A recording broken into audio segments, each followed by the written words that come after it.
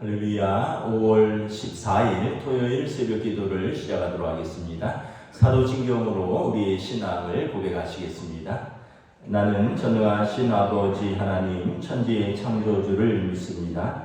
나는 그의 유일하신 아들 우리 주 예수 그리스도를 믿습니다.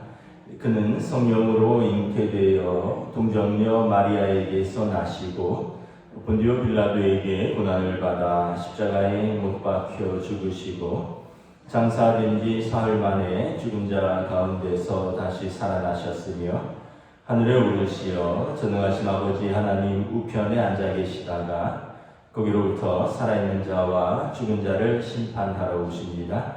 나는 성령을 믿으며 거룩한 공교회와 성도의 교제와 죄를 용서받는 것과 몸의 부활과 영생을 믿습니다.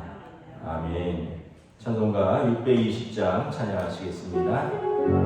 찬송가 620장입니다.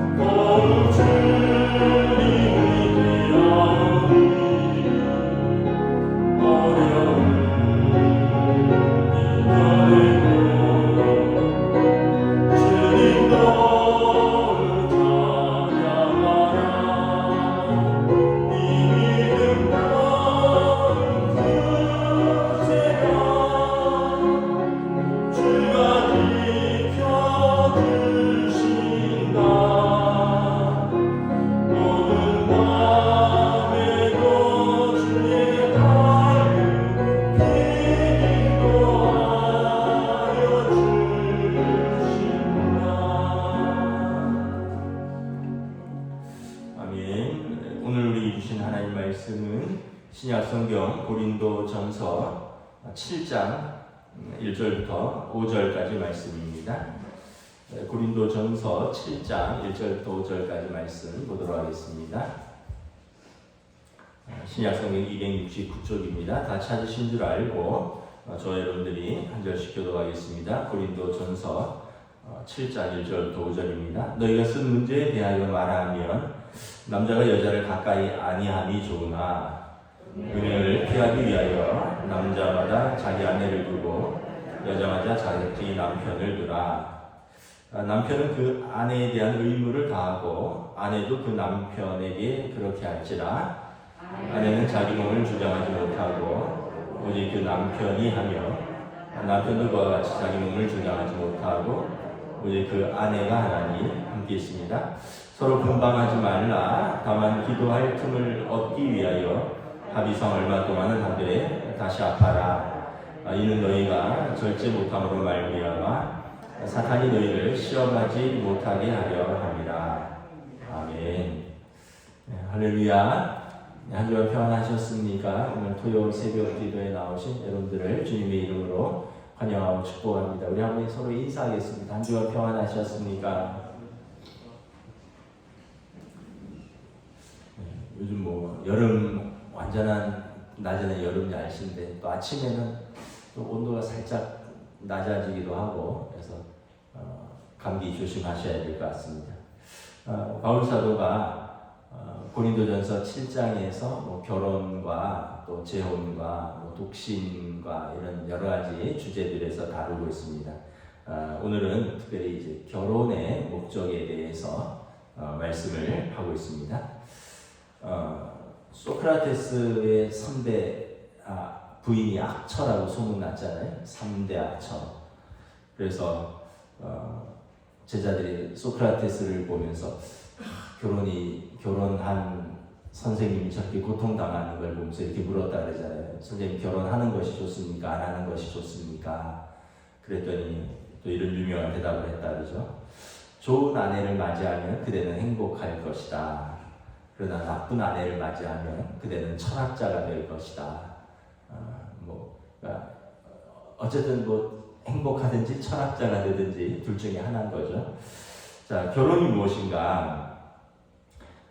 여러분 뭐 여러 번 우리가 말씀을 보기도 하고 또 결혼해서 뭐 저희도 25년 사셨으니까 또 저희 부모님 세대 되신 우리 장로님 권사님들은 뭐 50년 이상 사신 분들도 있고 뭐 기본 다들 이렇게 살아보셨으니까 이제 몸으로 마음으로 다 알고 계시죠. 그러나 다시 한번 또 성경적으로 한번 정리를 해 볼 필요가 있습니다. 결혼은 뭐냐면 하나님께서 정해 주신 제도죠. 창세기 2장 23절부터 24절에 보면 아담이 이르되 이는 내 뼈 중에 뼈요 살 중에 살이라. 이것을 남자에게서 취하였은즉 여자라 부르리라 하니라. 이러므로 남자가 부모를 떠나 그의 아내와 합하여 한 몸을 이룰지니라. 하나님께서 남자와 여자를 창조하셨고 그리고 이제 성인이 된 남자와 여자가 부모를 떠나서 아내와 합하여 한 몸을 이루는 것이다라는 것입니다. 뭐 이거 이 한 절만 해도 뭐 설교를 할 수 있는데 우리가 여기서 중요한 것은 두 가지만 딱 잡아보면 첫째는 남자와 여자의 결혼이라는 거죠. 두 번째는 부모를 떠나서 사랑하는 남자와 여자가 합하여 한 몸을 이루는 것이다. 그래서 이 두 가지 요즘 뭐 동성애, 동성결혼 뭐 이런 문제 때문에 말이 많은데 성경적인 결혼은 남자와 여자가 합하여 결혼하는 것이다. 또 요즘 뭐 캥거루 부모라고 어렸을 때 아기를 부모가 안고 있듯이 캥거루가 새끼를 배에 품고 있듯이 그냥 결혼해서도 계속 품고 있고 평생을 품고 있고 그래서 뭐 제가 말씀드린 건 이제 오해하지 말으시면 그냥 뭐 아이를 봐주고 이런 걸 넘어서서 그냥 평생 간섭하고 평생 책임지고 그러면 성인 아이가 되고 온전하고 성숙한 그 두 사람만의 결혼을 이룰 수 없다는 거죠. 그래서 우리 한국 부모들은 자녀를 좀 떠나보낼 수 있어야 되고 자녀들은 부모로부터 좀 떠날 수 있어야 됩니다. 여기는 이제 뭐 육체적인 떠남뿐만 아니라 정서적인 떠남, 경제적인 떠남, 어려움이 있어도 부부가 해결해야지 자꾸 부모에게 물론 이제 부모에게 의논하는 것도 필요하지만 여러분 생각해 보세요. 결혼을 했는데 남편이 뭔가 부족해요. 아내가 좀 부족해요. 그러면은 부족한 걸 두 사람이 보충하려고 해야지 이걸 집에 전화해서 시어머니에게 친정어머니에게 남편이 이랬대서 속상해서 내가 못 살겠다.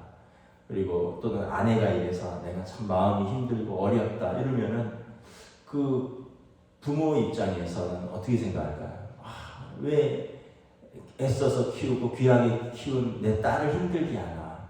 왜 귀하게 키운 내 아들을 힘들게 하나? 그러면 부부싸움은 칼로 물베기라고 자기들은 싸우고 속상해서 그냥 부모에게 털어놓고 끝냈는데 부모는 계속 그게 마음에 남는 거죠. 그래서 다음에 보면 사위에 대해서 며느리에 대해서 좋은 표정이 안 나오고 좋은 말이 안 나오는 거죠. 그래서 참 부모가 자식을 떠나보내야 되고 자식도 정서적으로 독립해야 되고 경제적으로도 독립해야 되고 계속 부모에게 손 벌리고 평생을 손 벌리고 아니 어려우면 어려운 대로 자기들이 독립하고 물론 이제 정 어려우면 이제 도와줄 수도 있지만 이게 이제 자꾸 그러면 습관이 되고 나중에는 스스로 이렇게 완전히 독립해서 가정을 이루어가지 못한다는 것입니다. 그래서 여러분 결혼에 대해서 이 두 가지가 성경적인 큰 정의라는 거죠. 예수님께서도 이 창세기 말씀을 인용해서 마태복음에서 말씀하셨습니다. 남자가 그 부모를 떠나 그의 아내와 합하여 한 몸을 이룰지니라. 오늘 사도 바울의 그 결혼에 대한 말씀은 고린도전서 7장 2절입니다. 우리 2절 다시 한번 읽도록 하겠습니다. 시작. 음행을 피하기 위하여 남자마다 자기 아내를 두고 여자마다 자기 남편을 두라. 그래서 결혼에 대한 본면에서 남자는 아내는 남편을 두라. 바울 사도도 말씀하는 거죠. 그 결혼의 목적이 무엇인가? 전통적인 결혼과는 그 자녀의 생산입니다. 종족 보전, 자녀의 생산. 과거 농경 사회에서 노동력이 힘이고 노동력이 부일 때는 그래서 자녀를 많이 낳았습니다. 왜냐하면 그래야지 농사를 짓는 농경 사회에서는 그 힘의 원천이 되고 부의 원천이 되는 거죠. 또 유교 문화에서 자녀는 매우 중요합니다. 유교 사회 우리나라가 뭐 500년 이상 유교 사회였잖아요. 왜냐하면 유교 사회에서는 자식이 있어야지만 조상의 제사를 받들기 때문입니다. 그래서 자식이 필요하고 또 그 중에서도 또 대를 이어야 되기 때문에 아들이 필요하고 그래서 과거에 자녀를 못 낳으면 소방받고 아들을 못 낳으면 구박받고 근데 지금은 그런 시대가 아니죠. 왜냐하면 유교 사회가 아니고 지금은 농경 사회가 아닙니다. 그래서 결혼의 목적 중에 하나가 자녀를 생산하는 것이 굉장히 중요한 목적이긴 하지만 그것은 하나님의 결혼의 원리인 자녀를 낳아서 땅에서 창성하고 그리고 번성하기 위한 그런 목적이지 우리가 농경 사회에서 애를 낳아서 경제적으로 우리가 펴야겠다.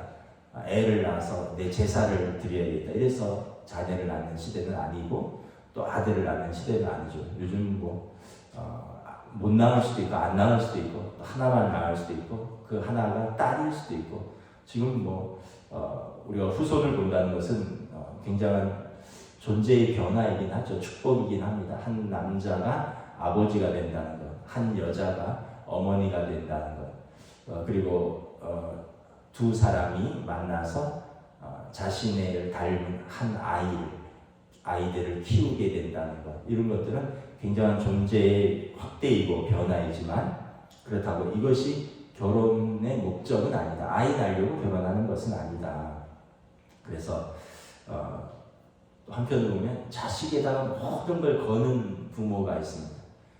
애들 어렸을 때는 공부하는데 다 걸고 좀 크면 이제 또 커서도 또 뭐 아이들이 뭐 한다 그러면 뭐 거기다 뭐 돈 다 들어가고, 그리고 자식 때문에 울고 웃다가 그냥 어른들이 자기 인생은 살지도 못하고 자식이 메인. 그래서 여러분, 자식이 너무 인생 걸지 마시고, 자녀는 또 자녀 인생이 있으니까 독립할 때까지는 부모가 또 책임지고 키우고, 뭐 떠나보낸 이후에는 기도하고 또 끝까지 또 가족이니까 사랑하고 이런 것은 맞지만, 자녀에게 자기 인생 다 걸면 부모 인생은 어디 갑니까? 그래서 자녀 때문에 너무 웃고 울고 실망하고 이러지 마시고, 자녀는 축복하고 떠나보내고 끊임없이 기도하고 후원하지만 부모 인생을, 부부의 인생을 사셔야 되는 것입니다. 자녀보다 더 중요한 것은 어떻게 보면 두 사람입니다. 두 사람의 부부. 두 사람의 일치와 연합이 사랑과 또 정서적인 안정, 친밀함의 추구, 그리고 하나됨의 기쁨을 누리는 것이 또 결혼의 중요한 목적입니다. 결혼에 주는 친밀감에는 뭐 육체적 친밀감, 정서적 친밀감, 또 고난 속에서 고난을 이겨내는 친밀감, 또 믿음으로 하나 되는 영적인 친밀감, 여러 친밀감들이 있습니다. 먼저 육체적 친밀감이 있죠. 어제 본문에서 그 음행에 대해서 사도 바울께서 그 고린도 교회 경고를 하면서, 쾌락주의자들의 관점은 배는 음식을 위해서 존재하고 몸은 즐기라고 있는 것이다. 그래서 고린도 교회에 막 이렇게 성적으로 타락한, 그것은 세상에서의 그런 쾌락주의자들, 세상에서는 그런데 너희는 그렇게 하면 안 된다, 사도 바울이 말씀을 하셨죠. 그럼에도 불구하고 쾌락주의자들의 관점은 누구와 관계를 가져도 된다, 내 몸이니까. 세상의 절반은 남자고 세상의 절반은 여자인데 배가 음식을 위해서 존재하듯이 몸은 나를 즐겁게 하려고 있는 것이다. 이게 쾌락주의자들의 관점입니다. 근데 또 금욕주의자들의 관점도 있죠. 반대에 서 있습니다. 육체는 악한 것이니까 육체는 다스려야 된다. 고난을 통해서, 고행을 통해서. 그래서 막 굶고 또 결혼도 안 하고. 근데 이제 이 바울 2절에 보면 금욕주의자들의 관점은 음행을 피하기 위해서 어쩔 수 없이 결혼을 하라 이러는 것입니다. 왜냐하면 근데 그것은 그 성경적인 결혼과는 아니죠. 결혼을 하는 것이 단지 육체를 가진 인간으로서 음행을 피하기 위해서만 하는 것은 아닌 거죠. 왜냐하면 그렇게 되면 영은 선하고 육은 악하다라는 그런 이원론적인 관점에서 음행을 피하기 위한 목적으로 결혼을 하는 것은 아닙니다. 남자마다 여자 아내를 두고 아내마다 남편을 두는 이유는 이런 자녀도 두고 또 두 사람의 연합과 일치를 통한 친밀감입니다. 우리 3절, 4절 우리 함께 읽도록 하겠습니다. 3절, 4절. 남편은 그 아내에 대한 의무를 다하고 아내도 그 남편에게 그렇게 할지니라. 아내는 자기 몸을 주장하지 못하고 오직 그 남편이 하며 남편도 그와 같이 자기 몸을 주장하지 못하고 오직 그 아내가 하나니. 그래서 성경적 결혼과는 단지 음행을 피하기 위한 방어장치로서 결혼을 하는 것이 아니라 부부가 결혼을 통해서 육체적으로 연합하고 정서적으로 친밀함과 영적으로 하나됨의 기쁨을 누리라라는 것입니다. 그래서 창세기에서도 보면 남자가 부모를 떠나 그의 아내와 합하여 둘이 한 몸을 이룰지니라. 그래도 고린도전서에서 여기 오늘 말씀처럼 아내는 자기 몸을 주장하지 못하고 남편이 하며 남편도 그와 같이 자기 몸을 주장하지 못하고 아내가 하라. 서로 분방하지 말라. 다만 기도할 틈을 얻기 위하여 합의상 얼마 동안은 하되 다시 합하라. 그러니까 분방할 수 있는데 그것은 이제 기도하는 그런 기간 동안에 약속으로 하되 그 기간이 끝나면 서로 합치라는 것입니다. 왜냐하면 이 사탄이 틈을 탈 수 있기 때문에 다시 어떤 음행의 유혹에 넘어갈까봐 이 말씀을 하는 것이죠. 근데 이제 저희도 살아보니까 아침에 분명히 잘 때는 같이 잤는데 일어나 보면 집사람이 거실에 나가 있더라고요. 그래서 내가 왜 그랬느냐 그랬더니 제가 코를 건데 예전에는 코를 안 골았는데 뭐 살도 찌고 또 나이도 들고 그러니까 코를 고나 봐요. 그래서 먼저 잠들면 괜찮은데 잠이 들라 하는데 제가 코를 들고 보니까 이제 뭐 거실에서 소파에서 자기도 하고 또 한편 저도 이렇게 자다가 살짝 화장실 갔다 와서 잠이 깰 때가 있어요. 그럼 이제 들어가서 뒤척뒤척거리면 또 집사람 잠이 깨니까 그럼 저도 나왔다가 그냥 에이 오늘은 소파에서 자지 뭐 이런 때가 있어요. 그래서 이해는 가시더라고요. 저희 부모님도 보면 어머니는 안방에서 주무시고 아버지는 뭐 다른 방에 침대를 하나 두시고 또는 거실에서 뭐 돌침대 소파에서 주무시기도 하고 뭐 그러더라고요. 그러니까 아마 좀 어떤 면에서 보면 이제 걸리는 게 이제 좀 귀찮은 거죠. 뭐 몸이 닿기도 하고 또 부스럭거리기도 하고 코를 골기도 하고 그래서 이 말씀은 뭐 그런 의미가 아니라 이제 부부가 원칙적으로는 친밀함을 유지해야 된다는 것입니다. 그 살다 보면 마음 상해서 따로 방을 쓰기 시작하고 그게 이제 습관이 되면 그냥 아까도 말했듯이 그런 어떤 이유가 아니라 서로가 그냥 부딪히기 싫어서 그래서 서로 부부가 몸은 같이 사는데 잘 때도 떨어져 살고 마음도 따로 살고 평생 마음과 몸이 이렇게 같은 공간에 있는데 분리되어 있는 그렇게 되면 어떻게 되느냐 진정한 결혼의 친밀감을 이루지 못한다는 거죠. 그렇게 되면 또 서로 간에 몸을 가진 인간으로서 남편도 남편으로서의 유혹을 받을 수 있고 아내도 아내로서 육체적 유혹을 받을 수 있다. 그래서 두 사람이 이런 어려운 그런 유혹과 시험을 이기고 피하기 위해서 정서적 친밀감으로 함께 하라라는 것입니다. 그래서 여러분 또 이런 친밀감에는 육체적 친밀감도 있지만 또 위기적 친밀감도 있습니다. 가족이 고난을 겪으면서 고난을 통해서 서로 의지하고 또 똘똘 뭉치면서 또 힘을 합쳐서 헤쳐나가는 그런 정서적인 유대감 또 고난을 통해서 또 하나 되는 그런 힘도 있는 거죠.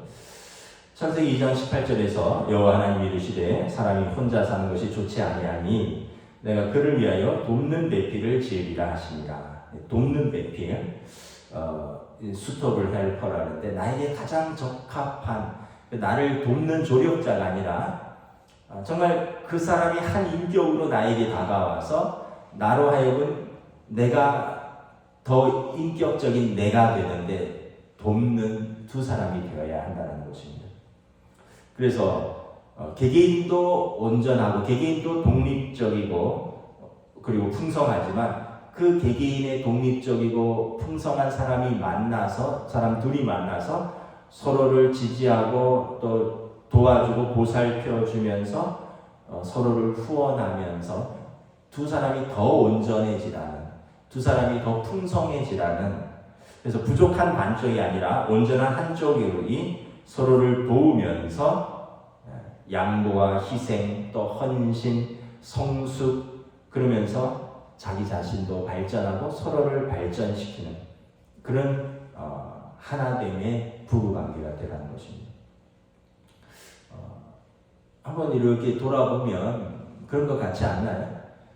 결혼 전에는 어떻게 보면 자기가 똑똑한 줄 알고 또 자기가 괜찮은 사람인 줄 알았는데 살다 보니까 둘이 맞춰서 사는 것도 참 어렵고 또 살다 보니까 애를 낳아서 키우는 것도 또 어렵고 그 아이들을 또 잘 뒷바라지하는 것도 어렵고 그러면서 두 사람이 서로 의지하고 두 사람이 서로 협력해서 서로를 보완하고 그래서 내가 더 내가 되고 당신은 더 당신이 되어가고 그러면서 주신 아이들도 또 힘을 합쳐서 부족하지만 또 키워가면서 하나님 아버지의 마음을 알고 또 주님의 마음으로 눈물 흘리고 주님의 마음으로 용납하고 주님의 마음으로 관용을 베풀고 주님의 마음으로 인내하고 이건 혼자서는 이룰 수 없는 거죠. 물론 이제 사도 바울은 혼자서 이제 뭐 오늘 보면 이후에 보면 자신처럼 독실의 은사가 있는 사람은 그냥 혼자서 사는 것도 괜찮다. 결혼하면 어찌하면 아내를 기쁘게 할까 하고 하나님을 좀 뒤로 하고 어떻게 하면 남편을 기쁘게 할까 하고 하나님을 뒤로 할 수 있는데, 근데 사도 바울이 나처럼 독신의 은사가 있는 사람은 그냥 혼자 사는 것도 괜찮다. 뭐 이런 말씀을 하기도 했는데, 그러나 혼자 살 때 어떻게 어려운 덕목들, 아까 말씀드린 대로 인내하고 또 고난 속에서 서로 의지하고 성숙해지고 또 그 갈등을 이렇게 겪으면서 또 양보하면서 또 하나 되는 것, 희생하는 것, 이런 것들은 두 사람이 살면서 부딪히면서 얻는 것이죠. 혼자 살면은 편하긴 한데 이런 어떤 갈등, 이런 성숙, 이러한 하나됨을 얻기는 어려운 것이죠. 그래서 참 나는 그 사람에게 돕는 배필이 되고 있는가, 그리고 아내가 나에게, 내가 남편에게 돕는 배필이 되고 있는가.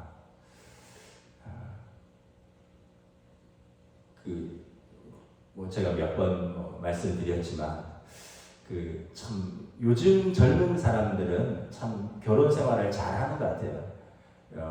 왜냐하면 남편들도 뭐 설거지도 쓱쓱쓱쓱 하고 뭐 빨래도 하고 요리도 하고 다 그런다 그러더라고요. 그러고 보면 저는 거의 빵점입니다. 빵점. 세탁기를 태어나서 지금까지 한 번도 안 돌려봤어요. 자랑은 아닌데 부모랑 살 때는 어머니가 하셨고 결혼해서는 아내가 다 했고, 뭐 밥을 좀 얹어본 건 한 두세 번, 집사람 없을 때 한 두세 번 밥을 해봤나. 뭐 제가 뭐 반찬을 할 수 있는 것도 아니고 뭐 밥을 할 수 있는 것도 아니고 국을 끓일 수 있는 것도 아니고 찌개를 할 수 있는 것도 아니고, 그러고 보면 참 뭐 어떤 면에서 보면 참 고맙죠. 아내가 있어서 어떻게 보면 먹고 사는 것이고, 어렸을 땐 부모님 때문에 먹고 살았고 지금은 집사람이 없으면 그냥 사 먹고 말죠. 사 먹고 말거나 그냥 라면 끓여서 말고.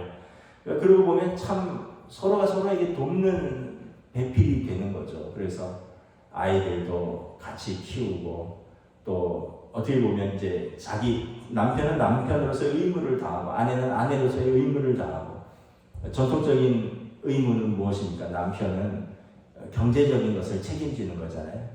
그리고 아내는 정서적인 것을 책임지는 거잖아요. 근데 이제 지금은 또 시대가 바뀌어서 부부가 같이 경제적으로 책임을 지고 또 부부가 같이 아이도 양육하고, 요즘 뭐 남편도 자녀 양육 때문에 휴가를 내는 시대가 되었으니까 전적으로 뭐 아이 키우는 게 아내의 몫이고 지금은 전적으로 돈 버는 것이 남편의 몫이다, 이런 시대는 아닙니다. 그러나 서로가 서로에게 주된 책임이 있고 또 서로가 도와서 이렇게 하나 되어 가는 것이죠. 이상적인 그 결혼의 가장 중요한 의미 중에 하나는 영적인 하나됨입니다. 에베소서 5장 31절부터 32절에 보면, 그러므로 사람이 부모를 떠나 그의 아내와 합하여 그 둘이 한 육체가 될지니 이 비밀이 크도다. 나는 그리스도와 교회에 대하여 말하노라. 이상적인 부부의 관계는 그리스도와 교회의 관계라는 거죠. 예수님과 교회의 관계라는 것입니다. 예수님께서 교회를 위해서 자기 몸을 아낌없이 내어드렸고 희생하셔서 사랑하셨고, 교회는 그 사랑에 온전히 응답하며 순종하는 관계예요. 그래서 이상적인 부부 관계의 모델은 예수님과 교회의 관계입니다. 그래서 예수님이 지상의 교회가 연약하다고, 부족하다고 포기하거나 책망하거나 내어버리신 것이 아니라 포기하지 않으시고 자기 몸을 들여서 끝까지 사랑하셨고, 자기에게 주신 사람들을 사랑하되 끝까지 사랑하셨느니라. 그래서 여러분, 우리가 부족해도 연약해도 서로를 끝까지 사랑하고 자기 몸을 들여서 사랑하는 그것이 교회와 그리스도의 관계처럼 부부의 관계도 되어야 된다는 것입니다. 그래서 결혼이 단순히 자식 낳고 뭐 육체적으로 하나 되고 또 뭐 정신적으로 친밀함을 추구하고 이런 걸 넘어서서 그리스도를 통해서 영적인 동반자가 되고, 그래서 나 때문에 내 배우자는 나 때문에 하나님을 알아가고 하나님 앞에서 성도로서 더 성숙해져 가는. 그래서 어떻게 보면 이게 세상에서는 알 수 없는 결혼의 비밀이라는 것입니다. 그래서 에베소서에 보면 이것은 비밀이다. 그래서 나 때문에, 그리스도를 통하여 나 때문에 내 배우자는 더 하나님께 가까이 가고, 내 배우자 때문에 나는 그리스도를 통하여 하나님께 더 가까이 나아가는, 영적으로 서로를 보완하고 상승작용을 하는 부부가 되어야 된다는 것입니다. 그래서 여러분, 남편한테 뭐 돈 벌어오라고만 할 게 아니라 남편이 그리스도 안에서 성숙해 갈 수 있도록 아내가 도와야 돼요. 아내 보고 뭐 집안이나 깨끗이 치우라고 구박할 것이 아니라 아내가 나 때문에 더 성숙한 그리스도인이 되어갈 수 있도록 남편이 도와야 된다는 것입니다. 이것이 그리스도인의 가정의 결혼의 중요한 목적이라는 것입니다. 그래서 결혼을 이렇게 잘 이렇게 원만하게 결혼 생활을 한다는 게 참 어려운데, 이러한 결혼의 목적을 잘 이루어가기 위해서 우리가 간단하게 한두 가지를 짚어보면, 첫째는 자기중심성을 극복하는 것입니다. 자기중심성. 우리가 자기중심성이라는 것은 뭐냐 하면 결혼 전에 가졌던 마음가짐입니다. 결혼 전에는 그냥 다 내 하고 싶은 대로 했어요. 내 편하니까 내 편한 대로, 누구 만나고 내 편한 대로 내 하고 싶은 거 다 하고. 그런데 결혼하면 그렇게 안 되죠. 내 편한 대로 하는 것이 아니라 자기중심성을 극복하고, 아내, 남편이라면 아내 편한 대로 해줄 수 있도록 힘써야 됩니다. 아내는 결혼 전에는 자기 편한 대로 못 부리고 자기 편한 대로 마음껏 할 수 있었지만, 이제는 남편이 편안하게, 가족들이 편하게 결혼 생활을 할 수 있도록, 가정 생활을 할 수 있도록 돕는 위치에 있어야 된다는 거죠. 그래서 이 자기 중심성을 극복하지 못하면 계속 자기 관점에서 가족을 바라보게 됩니다. 그럼 화가 나죠. 왜 다른 집은 안 그렇다는데 내 아내는 저럴까? 다른 남편들은 자상하다는데 내 남편은 이렇게 이럴까? 다른 애들은 그렇게 속 안 썩인다는데 우리 아이들은 이렇게 속 썩일까? 다른 부모는 그렇지 않다는데 왜 우리 부모는 나한테 이렇게 할까? 이게 다 자기 중심성입니다. 자기 중심성을 극복하고 다른 가족들이 좀 편하게, 제가 뭐 예전에 말씀드린 바가 있지만 저는 좀 컬러풀한 색깔을 좋아했어요. 지금은 뭐 꼭 그렇지는 않대, 결혼은. 그래서 집사람이 좀 밝은 옷, 밝은 립스틱 이런 거를 하기를 원하는데 늘 이렇게 좀 무채색, 검은색, 뭐 흰색, 회색 뭐 이런 옷이 있고, 저는 막 그 젊었을 때 막 빨간 치마도 있고 뭐 노란 원피스도 있고 이런 거를 되게 원했는데 그런 걸 안 입더라고요. 립스틱도 뭐 좀 빨갛고 막 이런, 근데 제 마음이 그런 화려한 색을 좋아하나 봐요. 근데 집사람은 안 그러더라고요. 그래서 계속 그런 거 좀 해라. 또 뭐 하면은 뭐 이렇게 좀 해라. 또 뭐 하면 뭐 저렇게 해라. 제가 간섭을 많이 했는데 그렇다고 되는 것도 아니고 자기 취향이 있더라고요. 그래서 어떻게 보면 내가 원하는 걸 자꾸 요구하니까 갈등이 생기는 거예요, 아내한테. 뭐 제가 그냥 그런 제 취향을 얘기를 했지만, 살림을 왜 그렇게 사냐, 뭐 왜 그걸 그렇게 하느냐, 자꾸 간섭하면. 근데 이제 한 10년 정도 살면서 이제 그런 거를 이제 어떻게 보면 포기한다고 할까? 아니면 그런 것이 의미가 없구나. 그러면서 어느 순간 깨닫는 거는 집사람이 편한 것이 제가 편한 것이다. 당신이 편한 것이 내가 편한 것이다. 그렇게 생각이 정리가 되더라고요. 그 다음부터는 뭘 제가 강요하고 주장하고 또 이렇게 뭐라 하지 않습니다. 그냥 뭘 해도 그냥 저희는 그냥 서로에게 그냥 관대하게. 왜냐하면 그거를 어느 순간 깨달았어요. 그렇지 않으면 그게 계속 자기 중심성으로 남아있어서 남편이 아내에게 뭔가를 강요하고 아내가 남편에게 뭔가를 자꾸 요구하고 이러면 이게 갈등의 원인이 되더라고요. 그래서 자기 중심성을 벗어나서 배우자를 섬길 수 있는, 우리가 어떻게 보면 성령님께서 우리 안에 계시다는 이유는 뭐냐면 내가 죽고 그리스도와 함께 연합하여 산다는 거잖아요. 가정을 이루어서 가정이 온전한 목적을 이루려면 내가 살지만 내 아내와 또는 내 남편과 함께 섬기면서 살 수 있는 자기 중심성을 극복해야 됩니다. 그래서 제가 조금 안타까운 것은 저희 친척들이나 저희 아내에게 불만이 많은 남편들이 있더라고요. 그게 좀 안타까워요. 또 남편에게 불만이 많은 아내들이 있더라고요. 그게 좀 안타까워요. 객관적인 여건들은 훨씬 좋은데, 경제적인 여건이 저희보다 훨씬 좋고, 여러 가지 여건들이 훨씬 좋은데, 이렇게 보면 남편에게 대한 불만이 많고, 아내에 대해서 불만이 많고, 아이들에 대해서 불만이 많고, 이런 걸 보면 제가 조금 안타깝더라고요. 좀 마음을, 자기 중심성을 극복해야 되는데 계속 그 중심으로 사는구나. 또한 여러분, 남편이 그 아내에 대한 의무를 다하고 아내에게 그 남편에게 그렇게 하라. 고린도전서 7장 3절의 말씀은 서로를 끝까지 책임지라는 의미인 것이기도 합니다. 아까 의식주를 공급하고 정서적으로 이런 사랑과 이런 것을 공급하는 것, 이런 걸 넘어서서 서로의 건강도 책임지고 서로의 노년도 책임지고 또 공동으로 나왔으니 서로의 자녀도 책임지고, 그래서 서로의 꿈과 비전을 서로가 성취될 수 있도록 서로 책임지도록 의무를 다하는 것입니다. 여러분, 노년이 되시면 부부가 참 서로 애틋하지 않나요? 저희 요즘 좀 어머니가 좀 편찮으셔서 이렇게 보면 아버지가 참 어머니를 생각하는 마음이 저랬구나, 이런 걸 좀 느끼겠더라고요. 그리고 또 어머니는 또 아버지를 또 걱정하시더라고요. 그런 걸 보면서 두 분이 참 으르렁댈 때도 많았는데 보면 아버지와 어머니를 그렇게 생각하셨구나, 또 어머니가 아버지를 그렇게 생각하시는구나.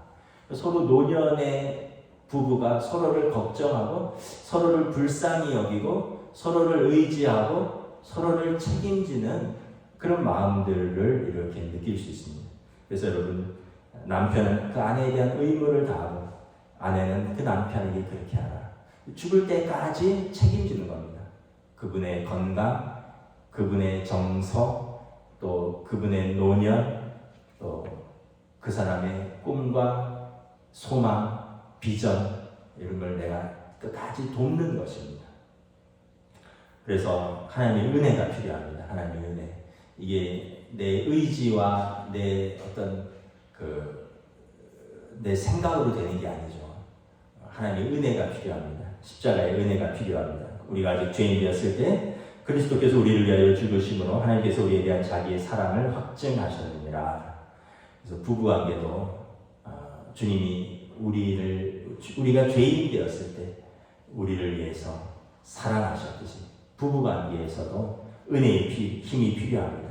그래서 잘못했을 때 또 내 죄를 멀리 치워버리신 예수님의 은혜처럼 배우자도 용납하고, 또 서로가 서로를 십자가에 못 박는 그런 관계가 아니라 서로를 위해서 자기 자신을 십자가에 못 박을 수 있는, 그래서 온전히 그리스도께서 우리에게 하신 것을 우리도 서로의 배우자에게 행할 수 있는, 서로가 서로를 십자가에 못 박는 부부들이 얼마나 많은지 모릅니다.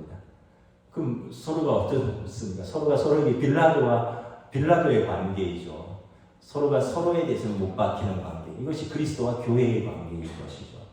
그래서 값없이 온전히 마음으로부터 용납하고 사랑하고, 그래서 그 은혜의 힘은 스스로 빚어내는 것이 아니라 하나님의 사랑을 알고 우리 믿음이 깊어지고 성숙해지고, 그래서 하나님의 풍성한 은혜 안에 들어갔을 때 우리가 가족 안에서도 그것을 돌려줄 수 있는 힘과 능력이 생기는 것입니다. 말씀을 마치겠습니다. 다 아는 내용이지만 그래도 다시 한번 가정, 부부에 대해서 우리가 성경적인 말씀에 대해서 우리가 그 사람을 그냥 대상으로만 보는 것이 아니라 그 사람을 내가 어떻게 섬기려고, 어떻게 그 사람 되게 하려고 우리가 결혼했는가, 나를 위해서만이 아니라 그 사람을 위해서 나는 무엇을 하는가, 이게 여러분 결혼의 또 중요한 하나됨의 원리인 것입니다. 가정의 날인데 이 은혜가 또 여러분들의 가정에 풍성하기를 축복합니다. 또 무엇보다 또 일치와 연합이 깨어져서 화평을 구하는 가정이 있다면 그리스도의 속량을 생각하면서 부부간에 화해하시고 부모 자식간에 화해하시고 무엇보다 서로를 구원의 동반자로서 영적으로 세워져가는 믿음의 가정이 되시기를 주님의 이름으로 축복합니다. 기도하겠습니다. 우리 함께 이 시간에 함께 한번 서로 기도하겠습니다. 합심해서 기도하겠습니다. 우리 가정을 생각하면서 우리 배우자를 생각하면서 우리 자녀들을 생각하면서 우리 부모를 생각하면서 믿음의 가정으로 세워가기로 합니다. 우리 함께 합심해서 기도하겠습니다. 하나님 은혜를 감사합니다. 가정의 하나님, 우리가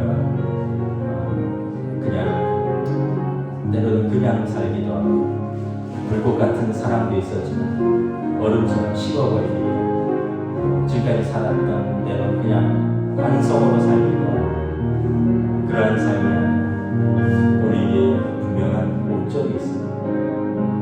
처음에 뜨겁게 사랑했듯이 서로가 서로를 끝까지 책임지고 축복하고 서로가 서로의 행복을 위해서 희생하고 용납하고 자기중심성이 아니라 내가 십자가에 못 박혀서 내 배우자, 내 가정이, 내 아이들이 온전히 세워질 수 있도록 내 자신을 주님께서 그러셨듯이 온전히 드릴 수 있는, 희생할 수 있는 그리하여서 가정의 목적을 이루어갈 수 있는 사랑하는 성도들, 하나님의 가정, 연합하는 가정, 화목한 가정, 믿음으로 세워지는 가정을 주여 인도하여 주시옵소서. 주님 가정의 날 성도들의 가정을 주께서 도우시고 성령이 인도하시고 하나님의 사랑 채워주시옵소서.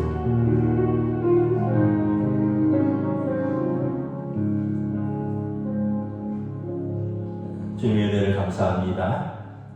저에게 가정을 주셨습니다. 우리가 젊어서 서로 사랑해서 아내를 만나고 남편을 만났습니다. 내가 젊어서 취한 아내를 즐거워하라. 그 남편을 또 사랑하고 서로가 서로를 돕는 배필로서 하나님 앞에서 육체적으로 하나 되고 정서적으로 일치와 연합과 친밀함으로 그리고 무엇보다 영적으로 믿음으로 서로가 하나님 앞에서 더 성도로서 성숙한 믿음의 가정이 되는 것이 우리 가정의 목표인 줄 믿습니다. 또한 우리 가정에 우리 자녀들을 선물로 주셨습니다. 자녀가 목적이 아니라 또 자녀를 내 감정과 내 욕심으로 양육하는 것이 아니라 자녀는 우리에게 주신 선물이고 또 하나님 주신 믿음과 하나님 주신 말씀으로 양육하고 때가 되면 축복하며 떠나보내는 하나님께 돌려드려야 되는 자녀인 줄 알고 우리가 또한 자녀들을 믿음으로 올바로 양육하고 또 떠나보낼 수 있는 축복할 수 있는 마음도 허락하여 주시옵소서. 우리 성도들의 가정을 돌보아 주시고 가정의 날에 우리가 또 믿음으로 깨닫고 또 믿음으로 더 발전하고 성숙하며 그래서 더 하나 되는 가정으로 세워주시옵소서. 감사한 예수 그리스도의 이름으로 기도드리옵나이다. 아멘. 하늘에 계신 우리 아버지의 이름을 거룩하게 하시며 아버지의 나라가 오게 하시며 아버지의 뜻이 하늘에서와 같이 땅에서도 이루어지게 하소서. 오늘 우리 일용할 양식을 주시고 우리가 우리에게 잘못한 사람을 용서하여 준 것 같이 우리 죄를 용서하여 주시고 우리를 시험에 빠지지 않게 하시고 악에서 구하소서. 나라와 권능과 영광이 영원히 아버지의 것입니다. 아멘.